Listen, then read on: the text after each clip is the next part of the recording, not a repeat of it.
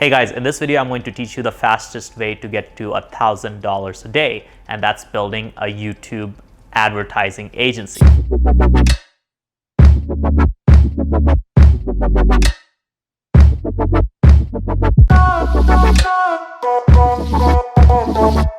Now, why is a YouTube advertising agency the fastest way to get to $1,000 a day?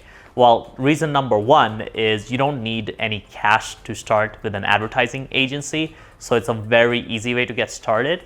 A lot of other business models such as e-commerce or Amazon FBA definitely do require upfront investment. While with YouTube advertising, you don't really need much other than, you just need to go out there and run ads for clients. You don't need any assets. You can start out even if you're broke living in your parents' basement. Now, what's the second reason I think it's the fastest way to get to $1,000 a day? The second reason is because there is so much competition for every other form of advertisement. If you look at Google ads, like search ads and shopping ads, there are a lot of agencies doing that. If you look at Facebook ads, there are a million agencies doing that. On the other hand, with YouTube advertising, there's a few agencies, but not that many. It's very easy to get clients with YouTube ads. Our close rates for clients are much higher than a lot of our friends.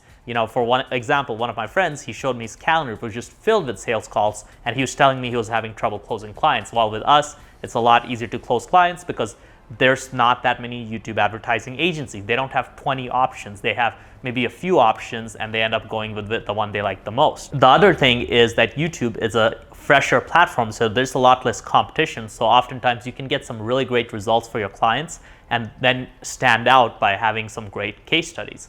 With Facebook ads, there's so much competition that a lot of times you get stuck spending $10,000 a month, $15,000 a month for a client. On the other hand, with YouTube ads, we've been able to scale clients to $5,000 a day, $10,000 a day, even $25,000 a day very, very quickly. So YouTube is awesome because there's less competition. It's easier to scale ads once they're working with YouTube advertising. Now, there are multiple stages of this, right? So obviously this depends on where you're starting and what your existing skills are. If you've already been dabbling in YouTube ads as a freelancer or working for, somebody else, or maybe you've done some Facebook ads, so you kind of know how to run paid ads, then you're able to go a lot faster. If you've never done paid ads, it's going to take a little bit more effort upfront to learn how to do it. So step number one is to what I call the $0 to $300 a day or $0 to $10,000 a month stage, right? So in this stage, the first thing you want to do is get your first few clients. Now, what I really like using at this stage is Upwork, because you can send video proposals on Upwork, which nobody does, and that's an easy way to get clients. You can also do Facebook organic posting, which is basically using your Facebook profile to provide people value and give them content, and with that attract clients. Now, with the 0 to 10K stage, the first thing you need to do when you are at 0 is get your first case study. So this might be a friend it might be an existing client, and you tell them, hey, we want to try YouTube ads, and you might have to do it for free, or you might have to do it on a profit share basis, but essentially you're just getting that first case study, telling them, hey, I want to make a case study out of this, so I'm giving you a deal or I'm doing it for free, and get that first case study which shows that you know your stuff, right? After that, getting clients will be 20x easier. Now, once you get your first case study and they agree to it, then you need to learn how to run YouTube ads. There are a ton of free resources. For example, my YouTube channel has a ton of resources. You can also use paid resources such as my YouTube advertising course, right? So that's the second part. You got to learn YouTube ads, make sure you're decent at getting your clients results, and that's pretty easy to do as well. There's not as much competition on YouTube.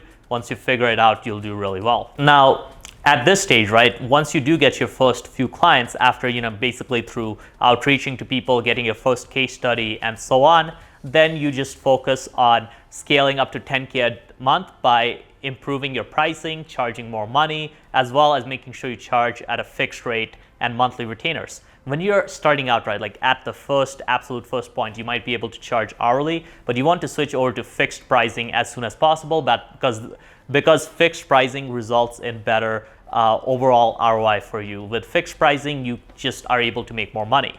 Now, if you keep going down this route with Upwork video proposals and Facebook organic posting, you should be able to get 5-6 clients paying you $1,500 a month, within 3 to 4 months. That gets you to $10,000. And honestly, you don't really need anything more than Upwork and posting on Facebook. giving value on Facebook, joining Facebook groups, and becoming an expert, maybe even creating your own Facebook group. So with those things, you can get there.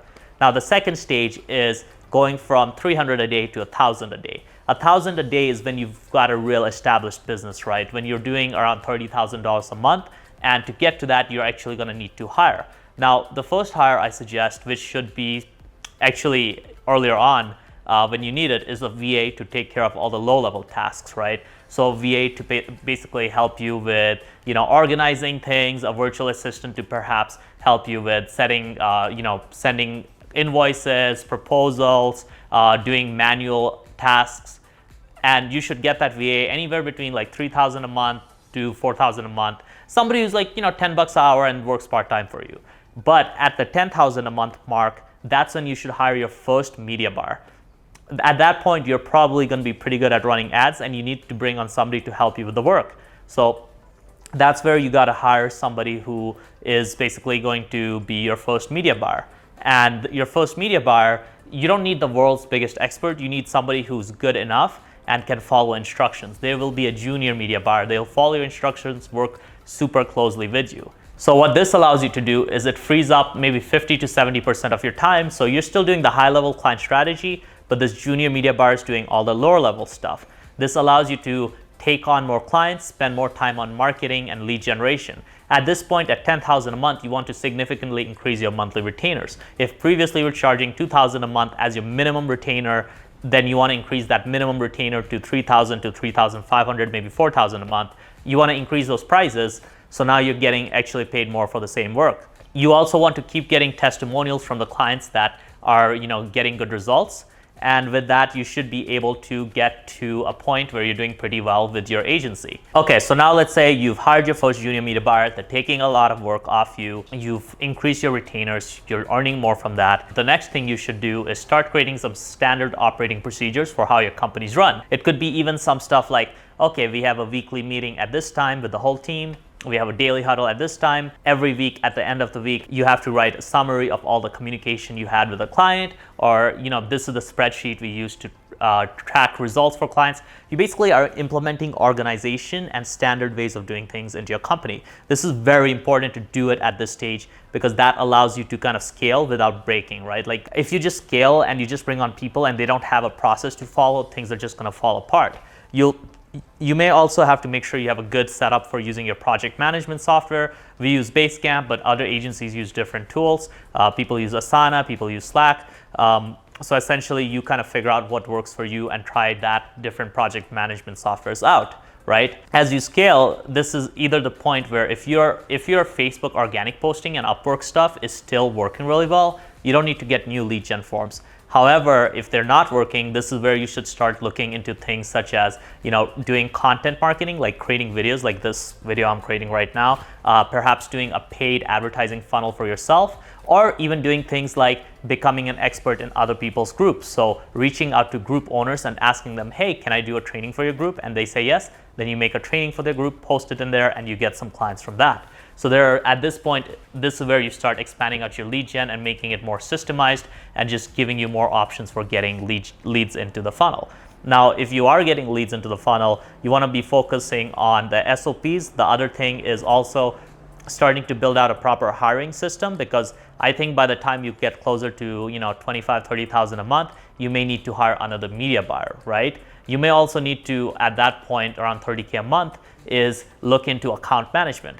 Because media buyers, they're doing the media buying, they're helping you with the workout, but you need somebody who can actually talk to the clients, because currently you're probably talking to the clients. So at that stage, you gotta look into hiring account managers and interviewing them and testing them out and seeing if they can actually talk to your clients. Because ultimately, you as the agency owner shouldn't be doing any of the work or talking to the clients. What you should be doing is designing the business, diagnosing issues, and fixing those issues. Another potential hire at this point, and this really depends on your agency, right? Everybody has a different style of doing things, but in certain agencies, this is also the point where they hire a project manager. For example, one of my buddies' agencies, I believe it was $20K a month that they hired their first project manager because they had a lot of contractors and they needed somebody to keep things running really well. In our agency, our account managers are the project managers. They make sure that people are doing things on time and We hire account managers specifically that have experience with being organized, with handling people and assigning tasks and making sure things are running smoothly. So remember, the biggest thing is when you're starting out, just focus on getting that case study and the first 2 clients, and then focus as you generate revenue is to delegate as soon as possible. Don't worry about taking the most profit. Really worry about just delegating as much as possible so you can focus on the growth of the agency. This is what allowed our agency to grow 30x in 2 years. Let me know if you have any questions about this video. Thanks a lot for watching the video and have a great day. With our feet on the ground, and we will talk with our head in the clouds, and we will walk